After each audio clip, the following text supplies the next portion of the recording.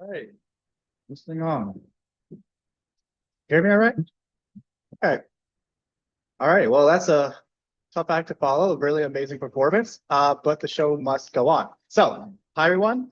Today I'll be presenting my project on how brain networks relate to creative experiences in daily life. Okay, good. So creative thinking has been robustly linked to two main brain networks. One is the default mode network, or DMN, which is involved in spontaneous cognition, mind wandering, as well as memory, imagination, and emotional processing. And the second is the executive control network, or ECN, which facilitates cognitive control in support of flexible, goal-driven behavior. By the way, if you're not familiar, a brain network is just a collection of interacting brain regions. So there is a substantial amount of evidence linking the DMN and ECN to creativity, highlighting their importance for creative thinking. Indeed, both the process of creative thinking as well as the output or creative thinking abilities has been linked to connectivity of the DMN and ECN. So most prior work has focused on measuring brain function during creative thinking or at rest, and then relating these neural measures to cognitive tasks or self-reports of creative behavior administered in the lab. So RSFC, resting state functional connectivity, is a popular measure that captures correlations in the brain activity among different regions when you're not engaged in an external task. So we just leave you alone for like 5 minutes, put you in the brain scanner, and see how parts of your brain are interacting with each other. So RSFC reflects the intrinsic connectivity of the brain, which can also influence brain activity during cognitive tasks as well. And there's work linking RSFC as well as brain structure and brain function during cognitive tasks to self-reported real-world creativity.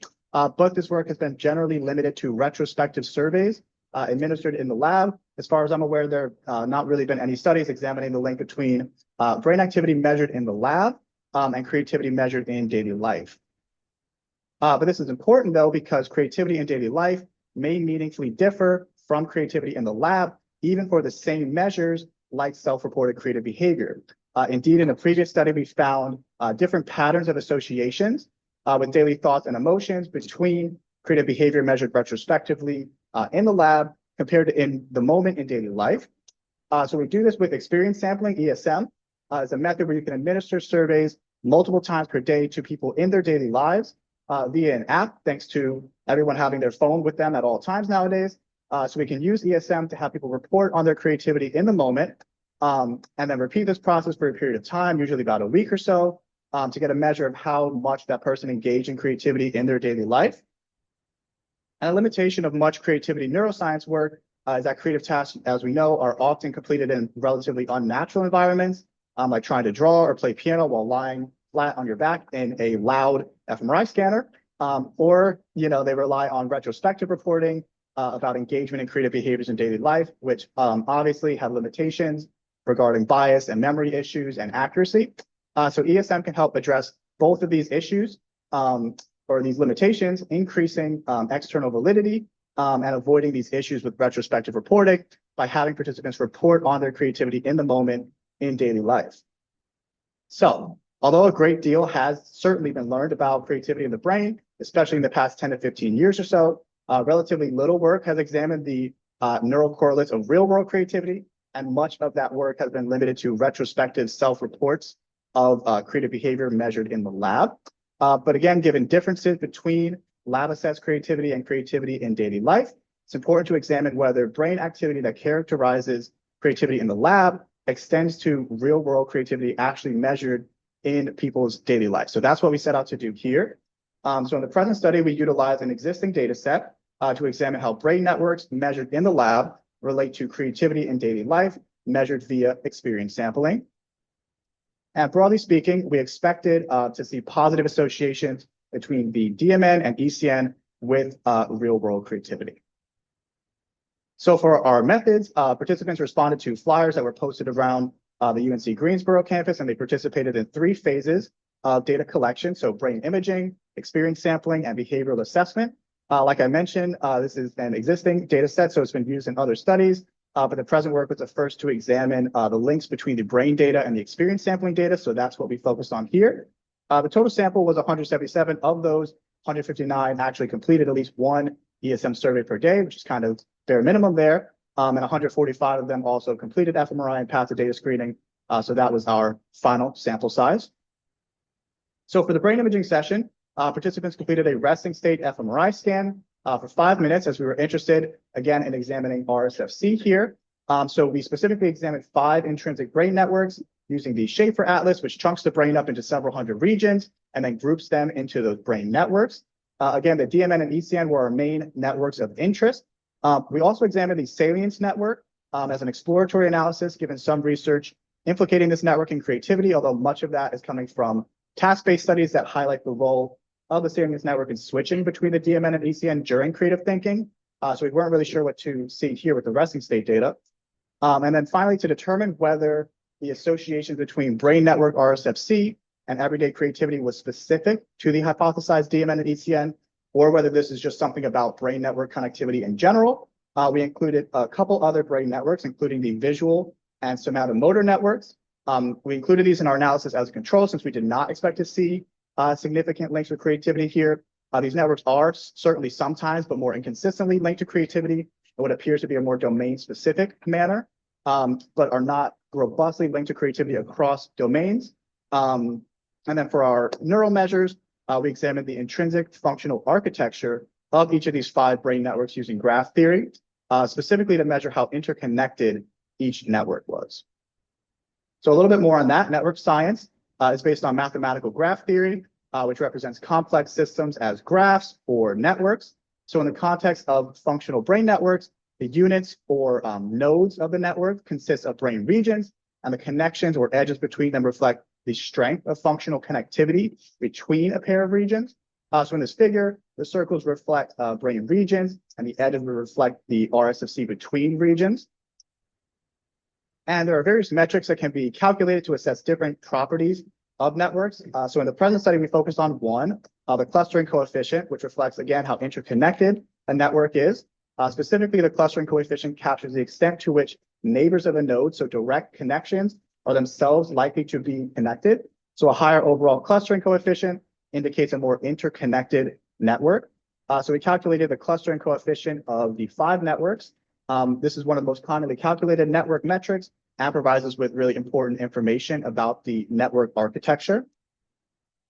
For the behavioral data, experience sampling took place over the span of 1 week. We used a smartphone app, Metric Wire, to send the ESM surveys to participants in their daily lives. So the app would send push notifications, so it was like receiving a text. Participants would then click on the notification, and it would open the survey in the app.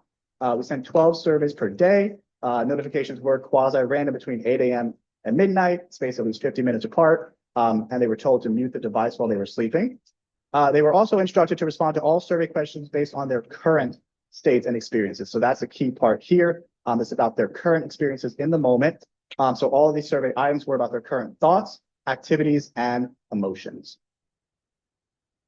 So here are the ESM survey items that are measuring real-world creative thinking, engagement in creative behaviors, and feelings of inspiration, respectively. So for each one, participants rated their responses on a 1 to 7 scale. And the average number of surveys completed in this 1 week period was 27, so about 3 to 4 per day on average, so giving us a good amount of information there.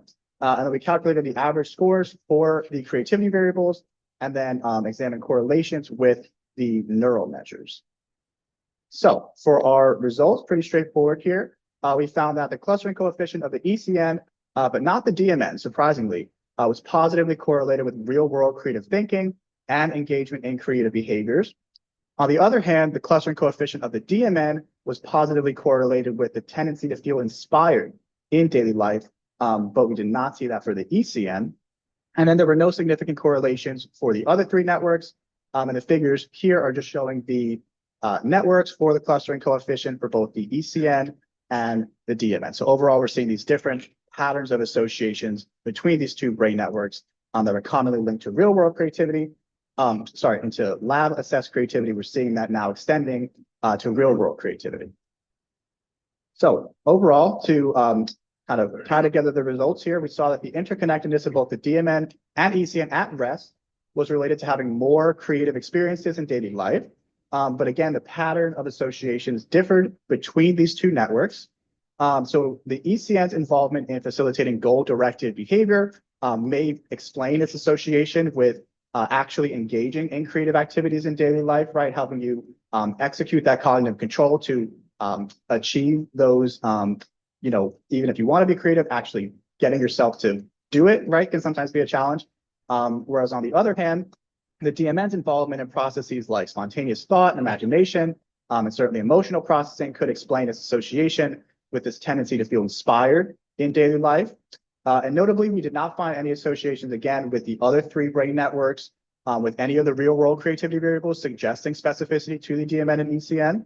Additionally, the effects were certainly small, which is expected for such brain behavior associations, and also reflect the fact that many different factors are going to contribute to real-world creative behavior beyond just resting state or intrinsic brain network connectivity. So overall, these results are extending previous findings, linking the DMN and ECN with creativity in the lab to more naturalistic context of creativity in daily life, really more kind of like a first step into this purview of trying to see if how brain activity of creativity in the lab, how that maps on to creativity in daily life and starting to have a bridge between those worlds. There are some important limitations of this study. So one is obviously that we measure brain function at rest in the lab. So future studies could obviously extend this work by measuring brain function during creative thought in daily life, using more mobile brain imaging methods like FNIRS or EEG, like we saw here with that amazing piano performance. We also don't have data about which creative domains participants were engaged in when they reported on those creative experiences in daily life. So there could possibly be some domain differences because the neural correlates of creativity seem to include both domain general and specific regions. So future ESM work should have participants report on the creative domain when measuring creativity in daily life. And then finally, we focus on a single network property, the clustering coefficient. But future work could also assess other network metrics like efficiency and modularity. And this is something that we are considering exploring as well. So despite these limitations, again, the present work clarifies the neural correlates of real-world creativity, and again, provides us with an initial step towards a more comprehensive understanding of the creative brain in its natural environment of daily life. And I'd like to thank our wonderful moderator, Dr. Roger Beatty, for supervising this project and collecting the data set years ago. And thank you all for this.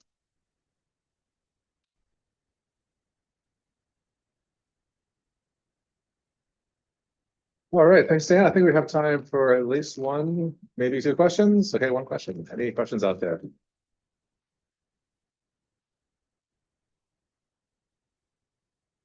John?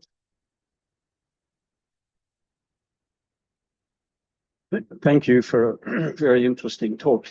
But my question is real world creativity.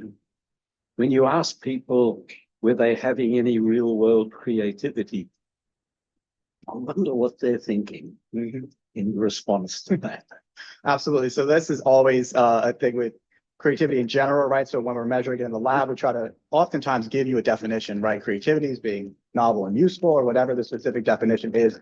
Because people certainly have their own conceptions of what creativity is, right? And believe creativity myths are still very popular out in the world, right? For this study, we do, again, this first part, we bring them into the lab and we kind of explain how the surveys are going to work. They practice with the app and answering the survey questions and have a chance to ask us any questions in the lab at that point. But it's certainly a broader question about how different people are conceptualizing creativity and whether you ask them in the moment to report on creativity. Two people might be doing pretty much the same activity. One person might see it as more creative than the other. And those are certainly individual differences there. I just wonder if there isn't a Hawthorne effect here. Absolutely. Yeah. When people are being watched and thinking about those kind of social effects as well. Absolutely. Okay, maybe one more quick question. Yeah, I was wondering how many of the subjects were like professional creative people versus just workaday folks. So most of them were not professionals. In the recruitment process, we did try to kind of oversample for creative people and try to specifically include and invite these people in. But overall, the sample was not very high in creative expertise. A separate measure from the behavioral assessment, we did do like the creative achievement questionnaire, and we see the typical kind of sample that you get for like a typical college student sample. The average age was 22, so a lot of them probably haven't had that much time to kind of go and develop on these high level creative achievements. But I agree, it would be very interesting to do this study with more professional kind of big C or pro C creativity professionals and see how the results might differ. All right, thanks again, Dan. All right, thank you. Okay, moving right along, we have Kay giving our next talk on the serial order effect and divergent thinking.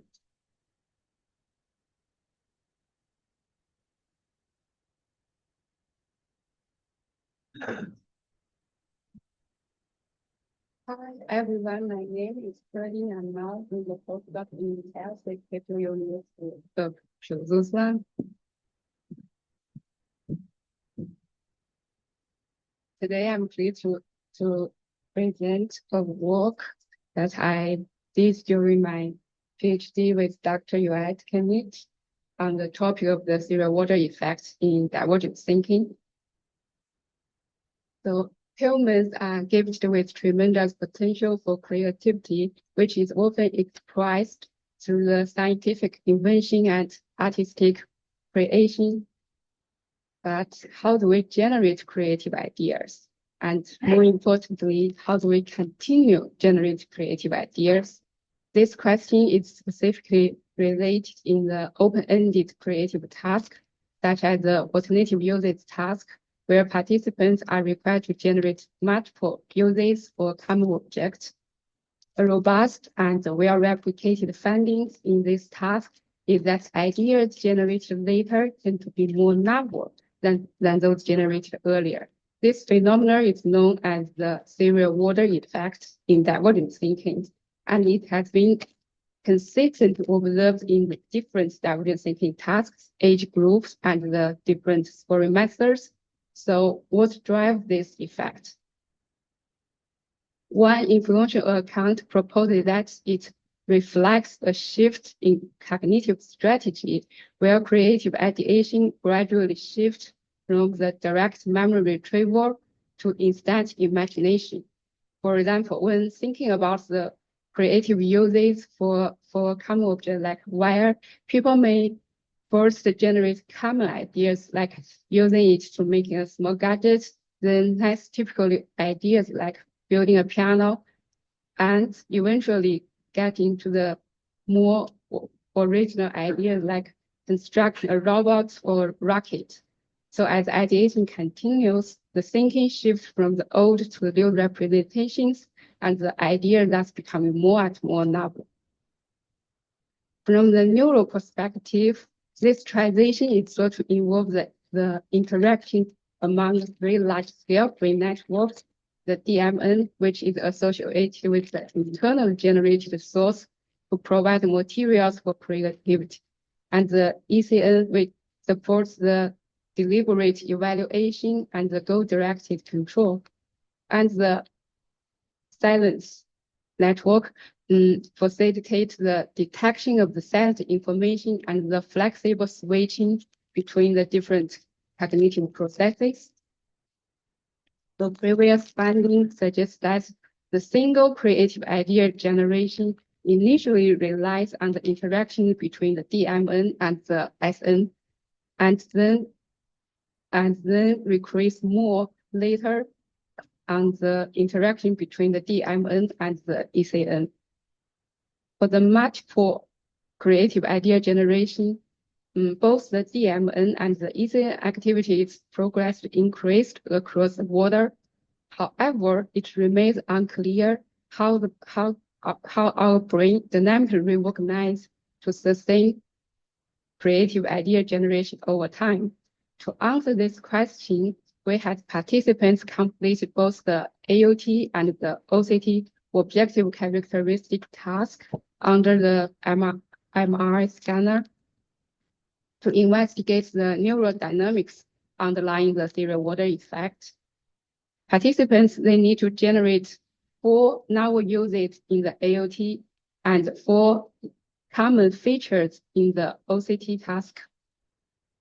We also have participants rate all the ideas later in terms of the novelty on a 1 to 4 scale, and classify each idea as either old from the memory core or new from instant imagination. In addition, we also have the independent raters to assess the novelty of all the ideas.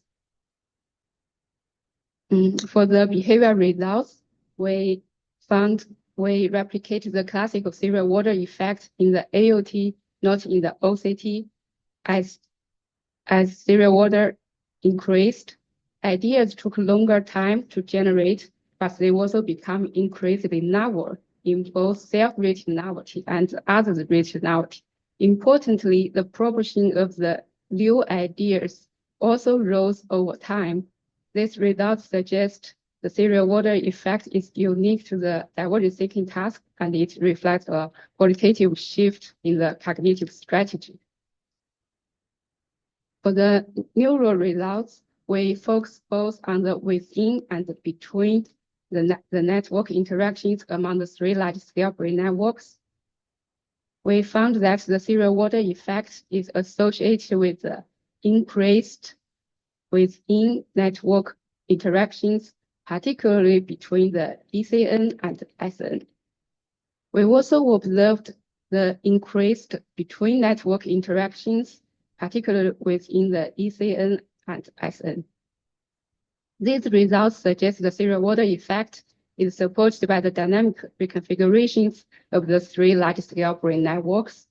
To better characterize this process, we examine the topological organization of these three networks, where the nodes represent the brain regions and the edge represents the functional connections between the regions. We found that the brain network during creative ideation becomes nice locally interconnected, but dynamically reorganized as reflected by lower clustering coefficient, but higher modularity and increasingly higher both global and local efficiency, indicating that the brain network during creative ideation shift towards a more flexible and more efficient network configuration. To directly link these neurodynamics with behavior, we performed the predictive results, and we found that the modularity positively predicts the self-rated novelty and the proportion of the new ideas at the fourth order.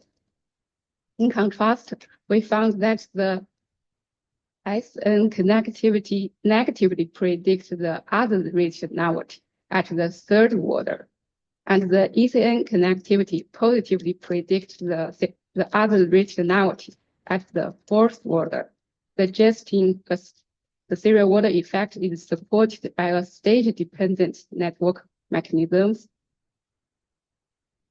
To summarize these findings, showing that the serial order effect in the divergent thinking is driven by the strategic cognitive transitions, and this process is supported by enhanced within and between network interactions, along with the increased network efficiency. And more importantly, these neurodynamics are further reflected in behavior, suggesting a stage-dependent network mechanism supports the novelty.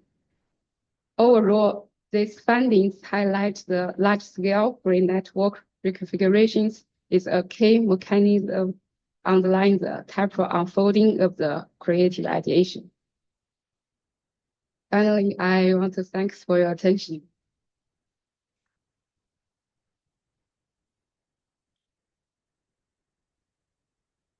Okay, thank you, Kay. We have time for a question for any in the audience for Kay.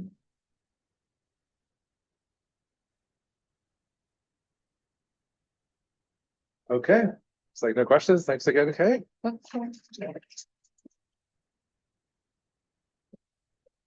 All right. One more talk before lunch. To pass it over to Yuval Hart. Hi, everybody. Everybody hears me? Okay, cool. So I'm going to present the work done with the a brilliant postdoc of mine named Roy Shur. He's also now has a tenure track position at the Weizmann Institute. So best of luck to him. Okay, and I'm the head of the Computational Design Principles Lab in the Hebrew University. So what we want to do in the lab is sort of ask, given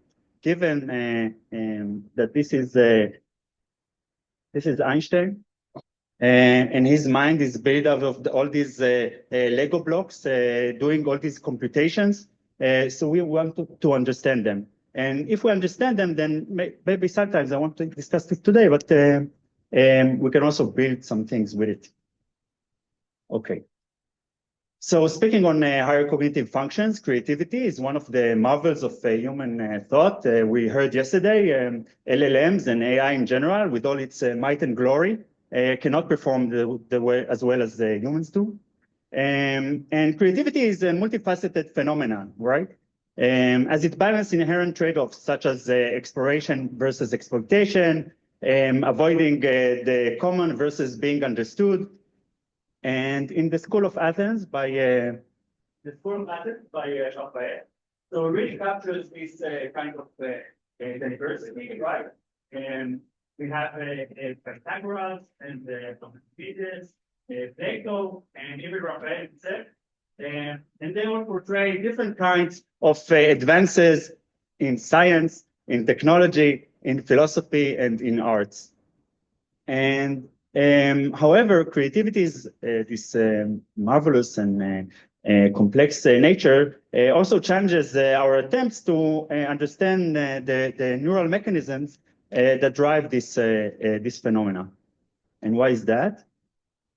This happens because we need to go beyond focusing on only the behavioral products of the creative search and start to ask ourselves, what are the processes?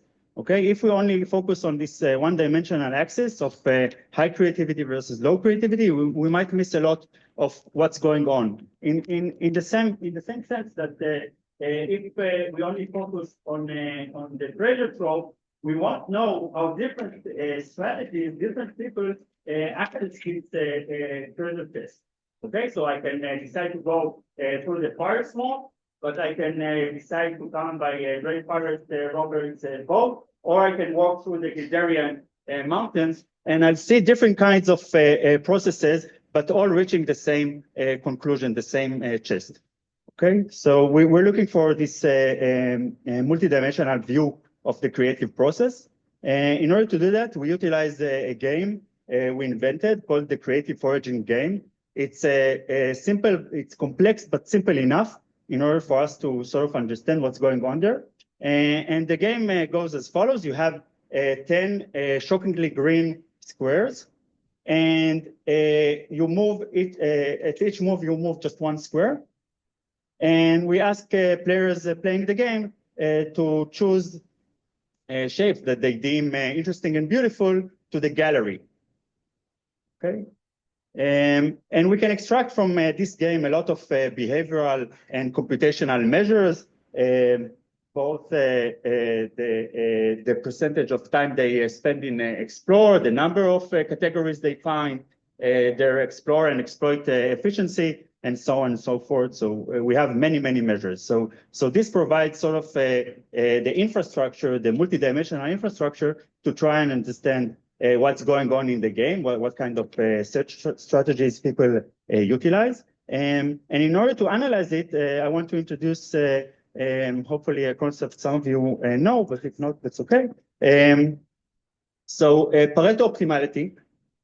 Pareto optimality theorem says the following. Imagine you are a bird, and birds, they want to perch on branches of trees. So you'll have the optimal design, it's called an archetype, of perching on a tree branch. This dictates a ratio between the different phalanges of the bird to be a ratio of 1 to 1 to 1. Because I need to close a circle. So it needs to have equal divisions of the fingers, okay, in order to have this. So I have this optimal archetype solution for the task of perching. different birds, they want to walk on the ground. In order to walk on the ground, the optimal solution, the optimal design is having one a big one and then two small ones. Okay, like our feet. So we have the optimal solution for the percher. We have the optimal solution for the walker. But we know birds, they are crazy, right? So what a bird to do if it wants to have 70% of the time to perch and 30% of the time to walk, or 60% of the time to walk and 40% of the time perching? Okay, what Pareto optimality theorem says is that all optimal solutions lie along the line between these two archetypes. Okay, if you have a third task, let's say a raptor, raptors need two short ones and then a long one to close on their prey. So if I have three archetypes, three optimal tasks, it will be a triangle. If I have four tasks, it will be a tetrahedron, and so on and so forth, going in the different dimensions. Did I make myself clear? Good. So now we can do the opposite, okay? And we can say, let's assume I have some high dimensional data set. I can check whether it falls on these specific geometrical structures. Okay, if it falls on a triangle, if it falls on a tetrahedron, maybe I can infer what is the system trying to optimize. Okay, in our case, in the creative search case, we want to ask whether there are different competing search strategies that players try to optimize. Okay, so I'm getting from this Pareto optimality analysis, I'm getting the drivers of creative search, the different computations that people try to do. So this is what we did. We took all our game measures, and this is work done by a PhD undergraduate student, Dan Amir, and master student, Shir Lechamkin, both of them super bright. And what we see is that if we take all this data set, more than 900 people playing the game, we see 6 different search behaviors, and we can name them. So the first archetype is called the convergent thinker. The second archetype is called the wanderer, mainly focused on exploration. We have the non-biphasic searcher, the planner, planning ahead, the collector, just grabbing as much as I can, and the divergent thinker. For the sake of time, I'll focus on these two. So the wanderer, the explorer, has this really high percentage of time spending in explore, and their search is sort of inefficient, both in explore and exploit. The planner, on the other hand, is really high on this efficiency during explore and exploit. Okay, and when I say efficiency, I mean let's take I have this shape 6, and I'm switching the next shape. I'm setting to the gallery is a 9. So an efficient move will be just moving these 2 squares, 1, 2, and I get the 9. An inefficient move will be moving a lot. I get to the 9. Okay, so this is efficiency. And what we did is this is an bless you. This is an ongoing project. So we are still scanning, but we have already more than 90 participants scanned in the scanner while playing the game. In addition, we collected their behavior and functional activity during a visual motor control task, where we just asked them to move squares from one position to another, but we do it in a directed fashion. We record the resting state, and in addition, for each subject, we collect also anatomical measures of the brain, diffusion MRI for tracts information, and quantitative MRI for microstructure measures. Okay, so what do we expect to get? Thanks to Dan and Kay, you already know all these networks. So previous works, mainly spearheaded by Roger here, showed that the default mode, the salience and the control networks are sort of their connectivity is really important in different types of idea generation and evaluation. We know from Yoed Tenet's work that the somatomotor network is also important in terms of simulating a new idea. And Matthias Benedek and others showed that the dorsal attention network is sort of decreased during creative thinking. So the first thing we wanted to see is to see whether how functional connectivity changes between people playing the game and this visual motor task. So indeed, we see that the salience network shows this reconfiguration between the two tasks, where in the creative search, the creative foraging game, is higher in this salient to default mode networks connectivity, and vice versa. So the dorsal attention versus salience is higher in the visual motor task. So this agrees with what we know in the literature. So that's great. But what we want to ask now is how does this relate to the different search strategies, the different archetypes that we see in the game, in the hope that it will show us the different computations, and we'll focus on the wanderer and the planner. And indeed, we see that in the planner, the somatomotor connectivity is really up, getting closer to the archetype, right? Like going closer and closer to the percher. I'm expecting to see more like this 1-to-1 flanges ratio. So the same thing in functional connectivity. The closer you get to the planner, you see more involvement, more coherence in the somatomotor network. And in the wanderer, the explorer, we see this interesting decreased connectivity between the salience and the dorsal attention networks.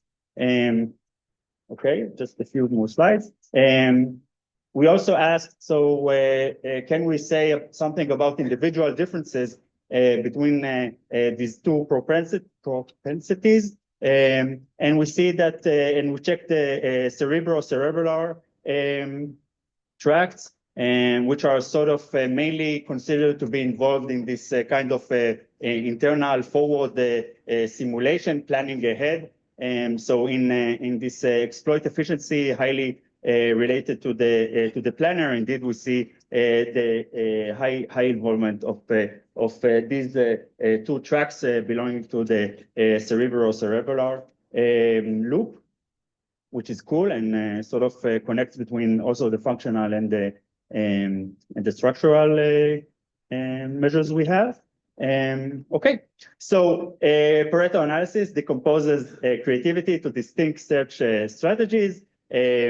These strategies map to specific functional and structural connectivity patterns, and we hope to extract by this the computations themselves.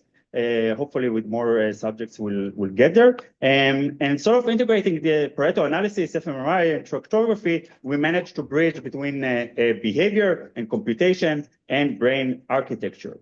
We use the same computational approach of these computational principles to study other higher cognitive phenomena as autism and creative search, but also in social motion, where we bring two dancers together in this motion caption lab, and we see how they improvise together. Thank you.